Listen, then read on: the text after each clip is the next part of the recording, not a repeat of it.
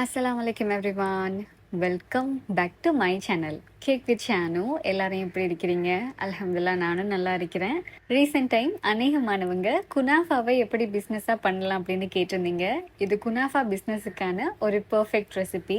பெரிய பெரிய ரெஸ்டாரண்ட்டில் வாங்கி சாப்பிடும்போது நல்ல எக்ஸ்பென்சிவ் ரேட்டில் தான் இது இருக்கும். இருந்தாலும் இதை வந்து எப்படி நம்ம குறைஞ்ச செலவில் பண்ணலாம் அப்படின்றது தான் இந்த வீடியோவில் நான் வந்து மெயினாக சொல்லியிருக்கிறேன்.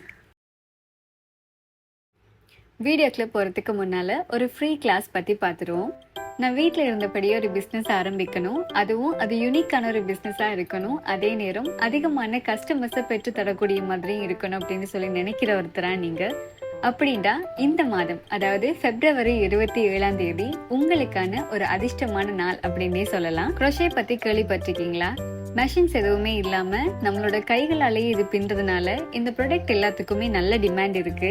இந்த குரோஷே பத்தின அத்தனை பேசிக் விஷயத்தையும் 20 வருஷம் எக்ஸ்பீரியன்ஸ் இருக்கிற ஒருத்தர்கிட்ட தான் நீங்க படிக்க போறீங்க, அதுவும் முழுக்க முழுக்க ஃப்ரீயா. இந்த மாதம் 27 இவங்க வந்து ஒரு ஃப்ரீ கிளாஸ் கொடுக்கறாங்க. அதுக்கான லிங்கை வந்து நான் டிஸ்கிரிப்ஷன்லயும் ஃபர்ஸ்ட் கமெண்ட்லயும் பின் பண்ணி வைக்கிறேன். மிஸ் பண்ணாம எல்லாருமே ஜாயின் பண்ணுங்க. அண்ட் இந்த கோர்ஸ்ல வந்து எப்படி ஒரு பேசிக்கான பிசினஸ் ஸ்டார்ட் பண்ணலாம், இதுக்கான பேட்டர்ன்ஸ் எல்லாமே என்ன மாதிரி படிக்கலாம் அப்படின்றத ட்ரிக்ஸோட உங்களுக்கு சொல்லி கொடுக்க போறாங்க. ஸோ இது வந்து எல்லாருக்குமே ஒரு யூஸ்ஃபுல்லான விஷயமா அமைய போகுது. இப்போ நீங்க இந்த போட்டோஸ்ல பார்த்துட்டு இருக்க அத்தனை டோலுமே இவங்க கைப்பட பண்ணினதுதான். இவங்களோட அட்வான்ஸ் கிளாஸஸ்ல பாத்தீங்கன்னா ஹோம் டெக்கரேட்டிங் ஐட்டம்ஸ், பேபிக்கான க்ளோத்ஸ், அது மாதிரி இந்த டோல் ஐட்டம்ஸ் எல்லாமே சொல்லி கொடுக்க போறாங்க. பேசிக் பத்தி தெரிஞ்சுக்க மிஸ் பண்ணாம இவங்களோட ஃப்ரீ கிளாஸ்ல ஜாயின் பண்ணுங்க, நீங்களும் பலன் பெறுங்க. இனி நம்ம வீடியோக்குள்ளே போயிடலாம். இந்த குனாஃபா பண்ணுறதுக்கு மெயினான இன்க்ரீடியன்ட் வந்து குனாஃபா டோ தான். இது வந்து நம்ம கடைகளில் ரெடிமேடாக எடுத்துக்கொள்ளலாம். இருந்தாலும் எஃபர்டபுளான ப்ரைஸில் வந்து இதை சேல் பண்ணணும்னா நம்ம வீட்டில் தான் ரெடி பண்ணணும். இதுக்காக நான் வந்து ஒரு ஜாரில் 1.5 கப் அளவுக்கு ஓல் பர்பஸ் ஃப்ளார் கோதுமை சேர்த்துருக்கிறேன். இனி அடுத்து தான் நம்ம வந்து கோர்ன் ஃப்ளார் சேர்க்கணும். சோளமாவு வந்து ஸ்கிப் பண்ணாமல் சேர்த்துக்கோங்க. இது சேர்த்தாதான் இது வந்து நல்லா சாஃப்டாகி வரும். 3/4 கப் அளவுக்கு சோளமாவு சேர்த்துருக்கிறேன். இனி இதில் நம்ம வந்து 3 டேபிள் ஸ்பூன் அளவுக்கு ஆயில் சேர்க்கணும். வாசனை இல்லாத ஆயிலாக சேர்த்துக்கோங்க. Sunflower oil, palm oil, vegetable oil, இது 3ல் எதுனாலும் சேர்த்துக்கொள்ளலாம். அடுத்ததாக இதில் நம்ம வந்து தேவைக்கேற்ற மாதிரி உப்பு சேர்த்துக்கொள்ளுவோம். நான் வந்து 1/4 டீஸ்பூனை விட கொஞ்சம் கூடுதலாக உப்பு சேர்த்துருக்கிறேன். இனி நம்ம 1.5 கப் அளவுக்கு தண்ணி சேர்த்துட்டு இதை பிளெண்ட் பண்ணி எடுத்துக்கொள்ள போகிறோம். நம்ம எந்த அளவுக்கு கோதுமை சேர்த்தோமோ அதே அளவுக்கு தான் தண்ணி சேர்க்கணும். இப்போ இதை நல்லா ஃபைனாக பிளெண்ட் பண்ணி எடுத்துக்கொள்ளலாம். நீங்கள் மாவுகள் எல்லாத்தையுமே கரெக்டாக அளந்து சேர்க்கணும். அப்போ தான் கரெக்டான பதத்தில் இந்த மிக்ஸ் வந்து நமக்கு கிடைக்கும். ஒரு பைப்பிங் பேக்கு மாற்றிக்கொள்கிறேன். பைப்பிங் பேக்கில் சேர்த்தா தான் நல்ல நூல் போல் நம்ம ரெடி பண்ணி எடுத்துக்கொள்ளலாம். இப்போ நான் இதை ஊற்றும் போது பாருங்கள், ஓரளவு திக்னஸில் இருக்குது, அதிகம் லிக்விடாக இல்லை. இந்த மிக்ஸ் அதிகம் லிக்விட் ஆகிட்டு அப்படின்னா உங்களுக்கு வந்து பைப் பண்ணுறதுக்கு கஷ்டமாக இருக்கும். நான் சொன்ன மாதிரி கரெக்டான அளவுகளில் சேர்த்துக்கோங்க. அண்ட் பைப்பிங் பேக்கை பிடிக்கும் போது மேலே வந்து நல்ல இறுக்கமாகவே பிடிச்சிக்கோங்க. அப்போ தான் உங்களுக்கு வந்து மேலால் அது வந்து கீழே ஊற்றுப்படாமல் இருக்கும். ஸோ இது வந்து மெயினாக நீங்கள் பார்க்க வேண்டிய ஒரு விஷயம், அது ஒரு டெக்னிக்கும் கூட. அதே மாதிரி இதில் வந்து நம்ம போட்டு எடுக்கிற ஹோல் வந்து ரொம்ப சின்னதாக இருக்கணும். அப்போ தான் நம்ம வந்து பைப் பண்ணி எடுக்கும்போது அது நூல் போல் வரும். இப்போ ஒரு பேன் அப்படி இல்லைன்னா ரொட்டிக்கல்லை வந்து சூடு பண்ணி எடுத்துக்கோங்க. நான் வீடியோவில் காட்டுற மாதிரியே நீங்கள் வந்து நல்லா சுற்றி விட்டு பைப் பண்ணி எடுத்தீங்கன்னு சொன்னால் நமக்கு வந்து ஈஸியாக அந்த நூல் போல் கிடைக்கும். இதுக்கு வந்து அதிகம் நீங்கள் ப்ரெஸ் பண்ணி இது மாதிரி பைப் பண்ணி விடக்கூடாது. ரொம்ப மெதுவாக தான் நீங்கள் ப்ரெஸ் பண்ணணும். அப்போ வந்து ஈஸியாக இந்த மாதிரி வரும். நான் உங்களுக்கு இதை அப்படியே வீடியோவில் காட்டுறேன் பாருங்கள். நான் ரொம்ப ஸ்லோவாக தான் இதை பண்ணுறேன். நம்ம அதிகம் ப்ரெஸ் பண்ணிட்டோம்னா இதில் வார அந்த ஒவ்வொரு அந்த நூல் போல் வருது இல்லையா, அது எல்லாமே வந்து கொஞ்சம் மொத்தமாயிடும். பேன் வந்து லோ ஹீட்டில் இருக்கணும். இந்த மாதிரி ஒவ்வொரு பேட்சையும் நம்ம 1 நிமிஷம் மட்டும் விட்டாலே போதும், அது குயிக்காகவே குக்காகி வந்துடும். உடனே நம்ம அதே மாதிரி எடுத்துட்டோம்னா ஈஸியாக ரிமூவ் ஆகி வரும். இப்படி எல்லாத்தையும் நான் ரெடி பண்ணி எடுத்துக்கொள்ள போகிறேன்.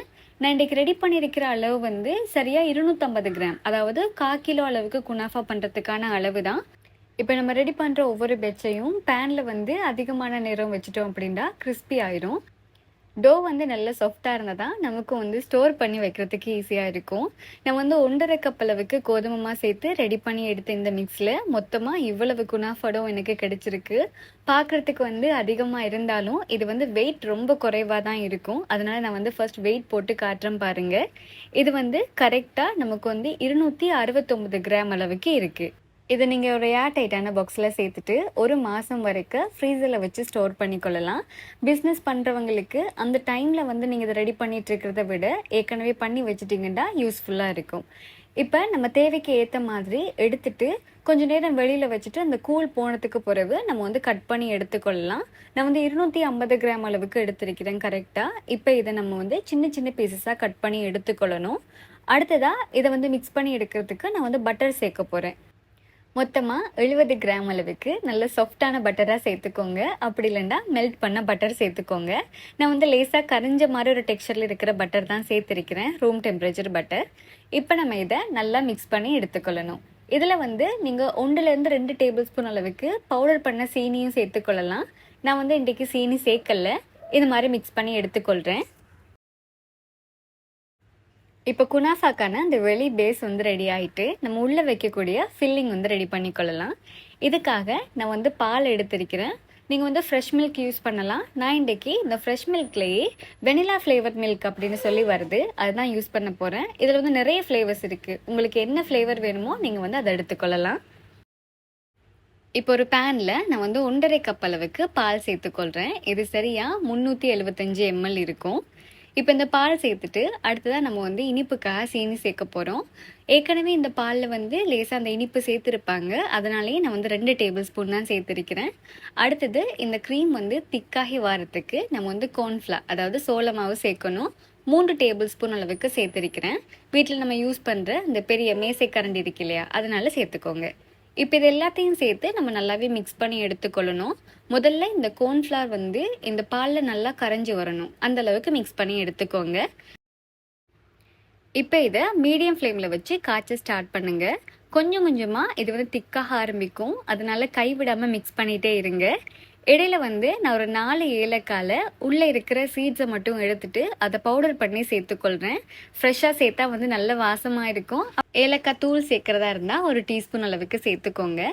இதில் வந்து நான் கார்ன்ஃப்ளவர் சேர்த்துருந்தேன், அது மாதிரி வெனிலா ஃப்ளேவர் மில்க் சேர்த்துருந்தேன். இதுக்கு பதிலாக நீங்கள் வந்து பாலில் 2 டேபிள் ஸ்பூன் அளவுக்கு கஸ்டர்ட் பவுடர் சேர்க்கலாம். கஸ்டர்ட் பவுடரும் நமக்கு ஈஸியாகவே திக்னஸ் கொடுத்துரும். அதே மாதிரி ஃபில்லிங்கில் அந்த கஸ்டர்டோட ஃப்ளேவர் வரும்போதும் இன்னும் நல்லாயிருக்கும். இப்போ இந்த பால் வந்து கொஞ்சம் கொஞ்சமாக திக்காகி ஒரு க்ரீமியான பதத்தில் வந்துட்டு இந்த ஸ்டேஜில் நம்ம வந்து க்ரீம் சீஸ் ஆட் பண்ணிக்கொள்ளலாம். க்ரீம் சீஸ் சேர்க்கும்போது தான் அது நல்ல டேஸ்ட் கொடுக்கும். நான் வந்து ஒரு 5 டேபிள் ஸ்பூன் அளவுக்கு க்ரீம் சீஸ் ஆட் பண்ணிக்கொள்கிறேன். க்ரீம் சீஸ் ஆட் பண்ணும்போது காஸ்ட் வந்து கொஞ்சம் அதிகமாக தான் இருக்கும். நீங்கள் இதுக்கு பதிலாக கடைகளில் விற்கிற அந்த ஹெப்பிகோ சீஸ் இருக்கு இல்லையா, ஸோ அந்த மாதிரி சீஸ் வந்து ஒரு 3 பீஸ் வரைக்கும் சேர்த்துக்கொள்ளலாம்.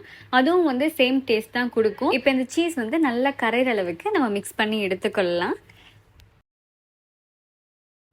இப்போ உங்களுக்கு பார்த்தாலே தெரியும், இந்த ஃபில்லிங் வந்து நல்ல க்ரீமியாக ஓரளவு திக்னஸோடு இருக்குது. சூடு ஆறினத்துக்கு பிறகு இன்னும் கொஞ்சம் கூட திக்காகி வரும். இப்போ இது ஒரு பக்கமாக இருக்கட்டும்.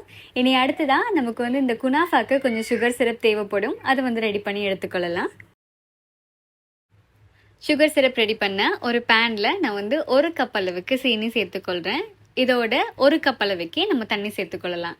எந்த அளவுக்கு சீனி எடுத்தோமோ அதே அளவுக்கு தண்ணி சேர்த்து நம்ம வந்து ஜஸ்ட் நல்லா கரைச்சி விட்டுட்டு இதை கொதிக்க வச்சு எடுக்கணும், அவ்வளவுதான். இதோட ஒரு 1/2 டீஸ்பூன் அளவுக்கு ரோஸ் வாட்டரும் ஆட் பண்ணிக்கோங்க.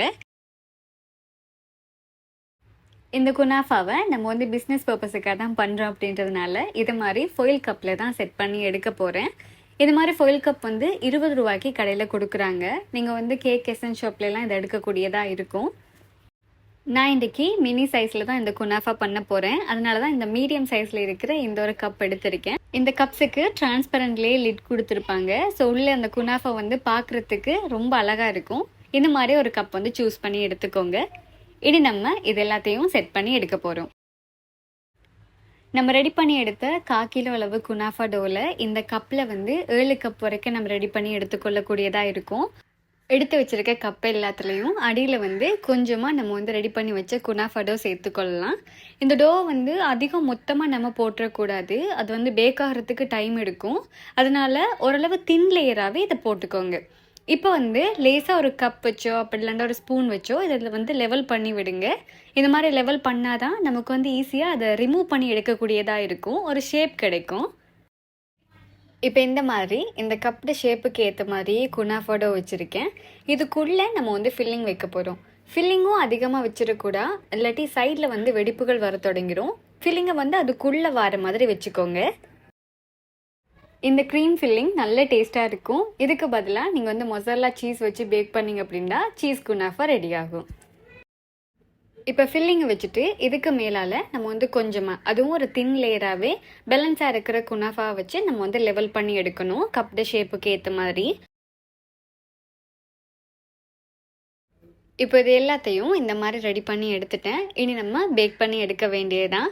வழமையாக நீங்கள் வந்து ஒரு சட்டியில் எப்படி பேக் பண்ணுவீங்களோ அந்த மாதிரி இதை பேக் பண்ணி எடுத்துக்கொள்ளலாம்.